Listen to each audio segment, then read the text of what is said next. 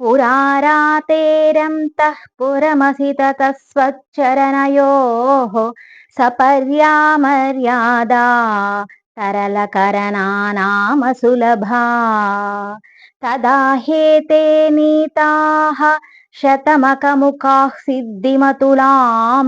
तव द्वारोपां ता स्थितिभिरनिमाद्याभिरमराः कलत्रं पैधात्रं कति कति भजं तेन कवयः श्रियो देव्याः को वा न भवति पतिः कैरपि धनैः महादेवं हित्वा तव सति सती नाम चरमे कुचाभ्यामासं गः कुरवकतरोरप्यसुलभः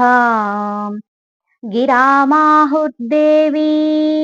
द्रुहिण गृहिणीमागमविदो हरेः पत्नीं पद्मां हरसहचरीमद्रितनयाम् तुरीया कापि त्वं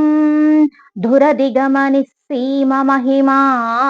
महामाया विश्वं भ्रमयसि परब्रह्म महिषी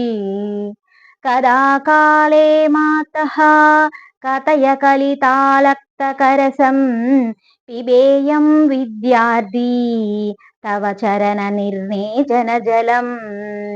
प्रकृत्या मूकानाम् अपि च कविताकारणतया कदा दत्ते वाणी मुखकमलताम्बूलरसताम्।